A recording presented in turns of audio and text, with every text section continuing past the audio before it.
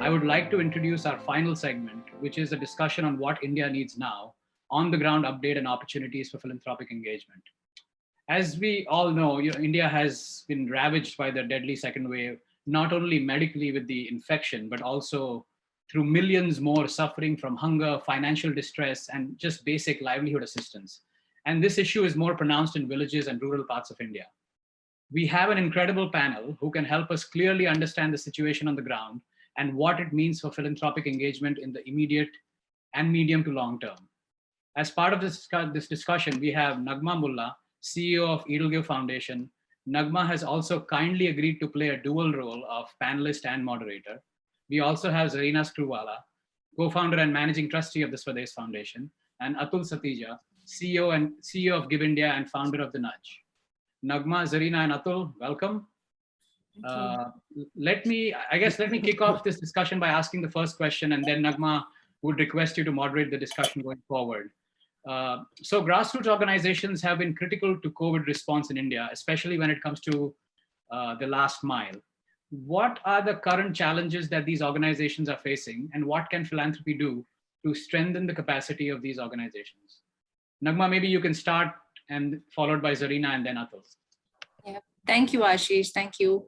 A deep gratitude for being invited for such a fantastic discourse, and always great to be with Indiaspora. And welcome, Zarina and Atul. I'll just respond to the very apt question that was put out by Ashish here. But I think in the last 2 years, let me just come through the point. We've always heard that the development sector in India is more intuitive, maybe less strategic, less processized, but more empathetic, and we will have to build a lot of capacities. My personal take is in the last 2 years, 1.5, 2 years, we've actually busted a lot of that myth, because in March, this entire sector rallied and turned around its processes, its people, and every bit of resources that they had to ensure that the worst affected people did not suffer. And that happened in front of our eyes within hours and not days.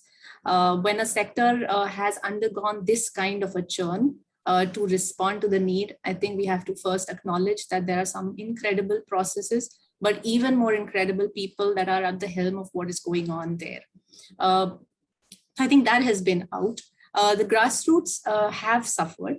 They have suffered because they have worked nonstop. There's an incredible amount of mental trauma. There is a trauma of having program funding being withdrawn into relief funding. There is less amount of funds for admin, while all the time having a first-hand interface with the worst affected, whether it is through the black fungus that is the most recent of the traumas that they had to face, or the migrant walk, or the food security, or the oxygen crisis. So in that sense, the grassroots are overwhelmed, but have still not given up. They are still at it, and they are still going to go at it. So yes, the grassroots have taught us a lot. They have challenged a lot of what we presume they know and do not know. And also, if we hear clearly, there is a set of capacities that we have the opportunity now to help them build. And here is where I think philanthropy plays a very, very important role. To come again very sharply down to the point where I see philanthropy does not solve global problems. Philanthropy incubates solutions for global problems. Philanthropy is a catalyst to find those solutions. And I think the philanthropists of this country and the philanthropists of the world, if they can now really use all their resources and their absolutely brilliant intent to fund the risk requirement of this sector, to fund the mundane, boring costs that are going to enable these grassroots to go a long, long way ahead, that would be incredible. I think we need to listen to what is the requirement of the people.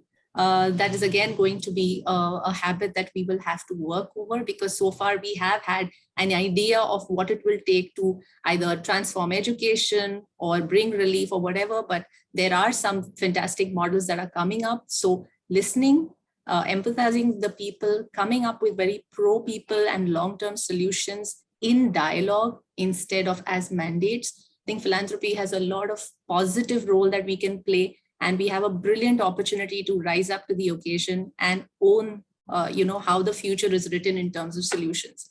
So I'm really kicked in that sense that out of this trauma, we actually have a chance to build something that was better than before if we give ourselves a chance. And personally, EdelGive is very, very, very kicked to be at the cusp of launching Grow, which is about funding 100 organizations in this country, all small and medium, for their core cause. And the way the philanthropic sector has responded to this, it's very heartwarming, and I'm sure we are on the right track. That's been something that I'm very pleased about. But Zarina, as I answer what Ashish said, I think you have been a role model for many years. And we've been seeing not only your work with Swades, but also all the work that Ronnie and you have been involved. As we see what's going on right now, what do you think are the immediate needs that are emerging out of the second wave of COVID? And what do you think are the areas which require attention in India right now? So I think, Naghma, I really agree with you. This COVID has come as a terrible disaster, but it has also opened up huge opportunities, okay? One of the outcomes that we're really working on is, can we rebuild our health systems to be far more robust at the grassroots, at the village level, at the tier 1, tier 2 town level, with equipment, with training, with all the money that's pouring in? Can it make a permanent change in the health systems of the country? Can we use this awful pandemic to come out stronger, to quote you? I think it has been at the forefront of Swades's thinking.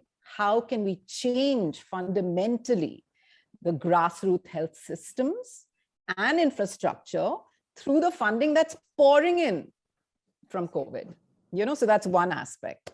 The other aspect, which Swades deeply believes, Naghma, and it's really helped us. So we never stopped. Like you said, we just pivoted. There was a problem and we pivoted. Yes, a lot of our people were right there in the field. We're a very odd animal.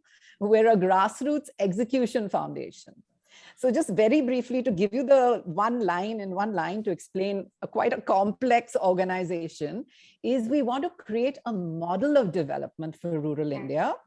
And the model should be capable of lifting 1 million people out of poverty every 5 years, creating a system of sustainable rural transformation. That's sort of like our goal. Now, at the heart of that, Naghma, is our rural community. An empowered rural community is what helped us fight the pandemic, whether it was distributing food in 2,500 villages or a little less than that. Not all of them needed it.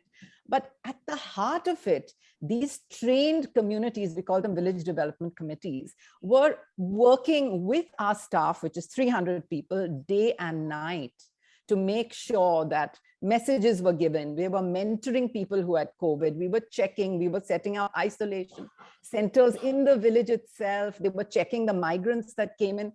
The work they did deserves Padma Shri after Padma Shri, really. Absolutely. I can't tell you, they put themselves out there. They've set up community kitchens, but this is because they were infused before the pandemic. For 1.5 years, we changed the way we worked, Naghma, and we made it entirely community-centric. Train the community to pave their own future, create their own pathways, and we train them multiple things. This one gave us a chance to test health, okay? We have like 700, more now, 1,000 community health workers who are totally trained in all health, and we work very closely with the government, very closely in I think one of the things that we've really learned, Naghma, is ask for help. Don't do everything yourself, right? Collaborate. So in media, Ronnie and I are media people. It's like you can't make a film, direct a film, act in the film, be the DOP. You have to get the best of people who share. The main thing they must share is your passion and your vision. And then you can work out all the 100 issues you will have. So whether it is at this point, of course, I'm focusing on health. And the other one that we're really focusing on, Naghma, is livelihoods, because we need to rebuild a lot of systems. And unfortunately, where we work in Raigad, we have been swamped 2 consecutive years by terrible flooding. Entire villages have been wiped out, and we are rebuilding those villages. It's very heartbreaking to see our water systems, our toilets, everything is gone, Naghma. It's all gone. But you said something very important, Zarina. Sorry, just to conclude that, sorry. We should focus on relief, yes, but rebuilding now, even if it takes infrastructure, there is a tremendous need for that. Sorry, No, I am sorry I interrupted you. I actually got very excited by something that you said, which is when you said that, your community was actively participating, and not just participating, a lot of times leading. You also leading. Things don't happen just, as a quick response. There's some things that you've done right, because, there's no solution like community owned solutions, right? If community owns it, it works. But can you give us a little more sense of how you did that? Because I think that is actually the golden. So it is really the heart of the work. Yes. So we have a 4E strategy. I'll just tell you, it's engage with the community, empower the community, execute programs in collaboration with multiple stakeholders, and then exit. Now, this magical exit hasn't happened yet, huh? We are working on it. But to say that the heart of the model is what we call the Village Development Committee, which is something Swades has built. We did a lot of debating. Should we take an existing institution and build that and strengthen that? And in the end, we said we want an apolitical organization. We want an organization which is built entirely of volunteers that say, I want to do this for my village. 5 men, 5 women, 2 youth. That's the constituent. Okay. And then we have a whole lot of things where Naghma, the golden thing is, you need to make it difficult for the community. You don't have to just keep giving. You have to tell them, you do this, then we do that. You do this. So we have actually testing. We test their engagement levels. We test their ability to bring people together, to solve political problems. We teach them, but then they have to do it. That's at the heart. So they are able to solve problems on their own now. They have that can-do attitude. It's incredible. I mean, I'd really invite people to come and meet these. They're so inspiring. I wish they were talking instead of me. I mean, they talk 100 times better than me. And I mean, I don't know what to tell you, but that is the heart of Swades. And honestly, in the beginning, we were not doing it. We were really, we were giving a toilet, we were giving a cow, we were giving a goat, and take it. No, big mistake, Naghma. You're creating dependency. We had that line, rural empowerment. Okay, if I give you my Swades card, you'll have a very pretty card and it'll say rural empowerment. We were not doing that properly. Really, I'm telling that. My honest, one of the things I think we do a lot is we share our mistakes and lessons and pivots and change and tweak. This is the key. Don't keep giving unless the community is willing to earn it, because then they feel super proud. And then they own it. And then they are okay, I'll give you one example. So there was this village for 60 years, apparently, who was asking for a road from the government. Okay. So they formed the VDC and they were squabbling and there was a lot of political issues, but they formed the VDC. You won't believe, I went and visited 1.5 or 2 months later. I can't remember where it was. I think it was Sudagar.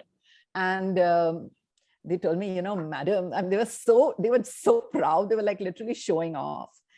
They had got the government to get that road because they said the elections are coming up. We won't vote until you sanction our road. And they did it and they got the road. The road was like the for arriving, So that's so cool. Once you really empower people with this can-do attitude, Swades is made up of 2 words, Swa and Des, my country. Swa se bane Des. That's what we believe. Beautiful. Thank you so much. Thank you. And from communities to philanthropists back again. And Atul, welcome once more. I think we always knew of GiveIndia. We knew GiveIndia one as one of the early movers, the early speakers for good philanthropy, responsible philanthropy. But during COVID, for the last 1.5 years, I think what Give has been able to do has been outstanding. And you have been in the center of a lot of motivations for different kinds of philanthropists. I just begin with asking you what, according to you, are some of the things that you've seen as behavioral shifts for philanthropists during the last few months, and how do you see it going forward? So Naghma, firstly, thanks for having me here. See, over the last 1.5 years since the first wave of COVID hit, we have seen close to about 1.5 million everyday donors come forward and donate just on GiveIndia. There are other platforms which also have a lot of donors who have come in.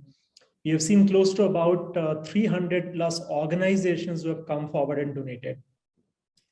Like you said, in the 1.0 avatar of GiveIndia, we were always about everyday giving. Yeah. But during COVID and during disasters, it is almost, you feel morally sort of uncomfortable not taking resources when somebody is giving, even if it is not an individual giver, even if it's a philanthropist or a foundation. But we didn't know entering into this in the ICRF wave 1, COVID wave 1, that will continue doing it over the last 1.5 years or so. And it's been very interesting. We have overall over the last 16, 17 months now, about 1,000 crores is what we have sort of been able to see philanthropists and everyday donors give. Just for COVID response, counting wave 1 and wave 2. Wow. Which is way beyond what we thought we will end up sort of seeing as response for the work.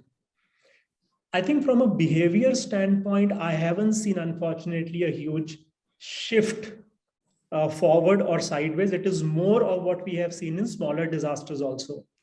Whenever there is an urgency on the ground and you kind of are able to feel the pain of a lot of other people who are less privileged. In this case, actually, nobody was not underprivileged in this case, right? Like the problem was inside the home of everyone.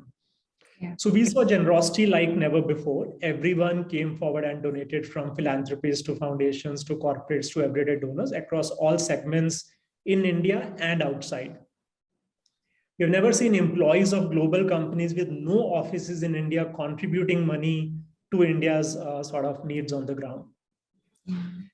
I think what was unique to us this time, us as in India and the communities this time, is that the global media covered a lot of the need on the ground, just given that it was so grave.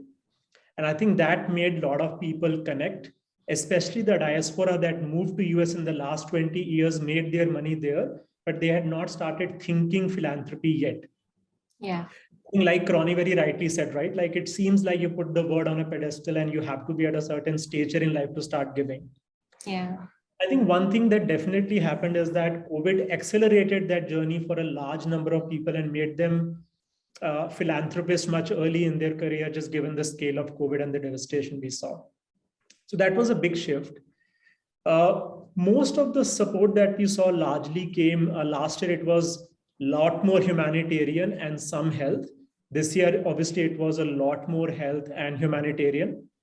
And if you see wave forward from here, a lot of humanitarian was food, dry rations, transport, benefit access kind of work, which is now starting to shift from immediate needs of today to this week, this month, this season, and this year.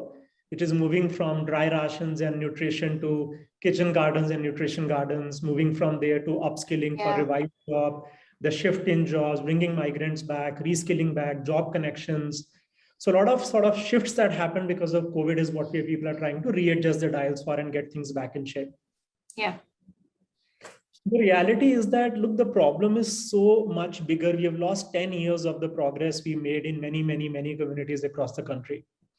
And there is no one silver bullet, golden bullet that will come and solve the problem, right? The problem of poverty, problem of livelihoods, the problem of public health, the problems of like everything else linked to that, gender, for example.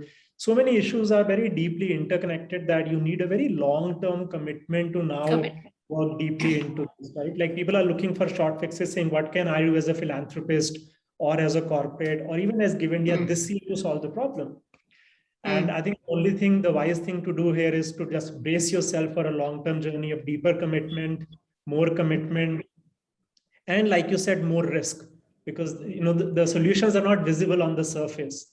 Problems are visible on the surface and more than on the surface, but solutions are deeper, like Zarina said, right? Like work in every vertical in a community to really solve the problem. Yeah. So I think a lot of that commitment, the ability to take the risk, support the nonprofits for the medium term for their models, partnering with other organizations to make impact happen. We had never seen giving collectives before at the scale we saw during COVID.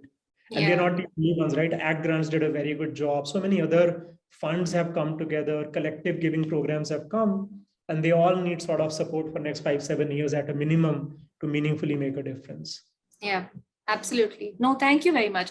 I agree with you. Because when we were also conceptualizing and designing Grow and interviewing a lot of the grassroots organizations across the country, what we understood, and I think from small and large organizations, is there are those institutions that are even finding it difficult to pay their electricity bill.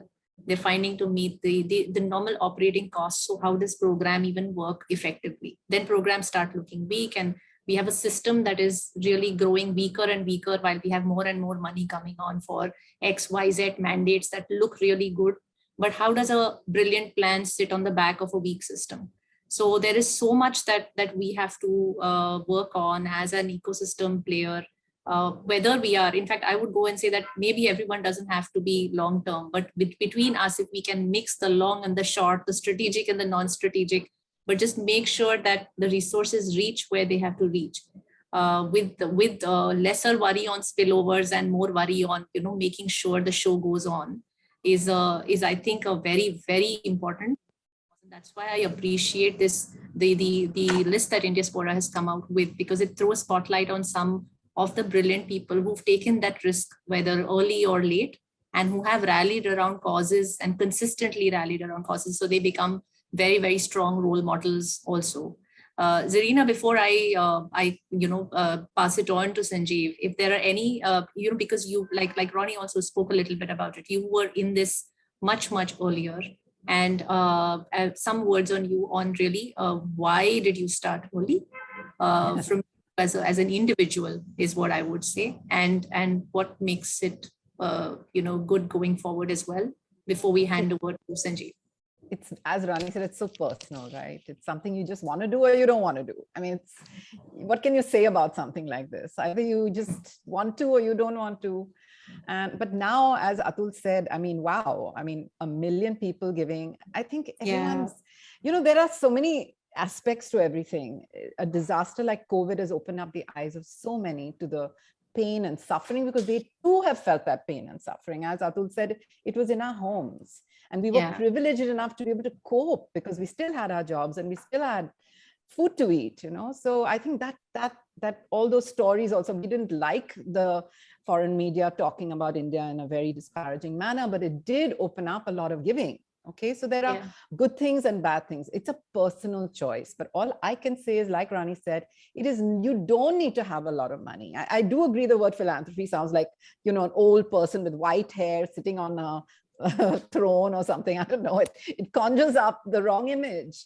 I think the more young people give early, give small, give your time, give your expertise. You can give anything. You can give a smile. It's be involved with the world around you. Start with the local, start with small things, or start with your hometown, or start with an organization you trust. It could be anything, but give. There's a lot. This give is actually, you're really taking back a lot. I mean, it's the most. Absolutely. Naghma, we've done a lot in our lives, Rani and I, but these last 10 years, where almost, Share is very old, but we weren't so involved. This last 10 odd years have been very, very satisfying, the most satisfying time of my life. Yeah, the most happy time of my life. So I wish everyone that same happiness. Thank you so much. And thank you, Atul, as well, to some incredible sharings from there. But this actually brings up what I'd like to just place as last words here, that yes, we need to give. Philanthropy doesn't have to wait. We don't have to be X old or X rich to be able to give, because giving back needs to start much earlier. Giving back, keeping in mind what is needed, very important. Taking that risk. There is no foolproof giving. There is no 100% success expected. I think philanthropy has to own up to the risk it needs to take. How beautiful would the world be if we were okay with making mistakes and okay with with tougher goals for ourselves? It would be great. And third is, it is a humanitarian sector. It is a development sector. It takes brilliant human beings to become philanthropy leaders. It takes brilliant human beings to be grassroots leaders. And if we all work together, I think we have a fairly decent shot. If not immediately, then maybe gradually at least, to come to a semblance of what normalcy will look like for most of the people in this country. So thank you very much for being such brilliant co-panelists. And Sanjeev, over to you. Thank you. Thank you, Naghma. What a fantastic roundtable you led along with Zarina and Atul.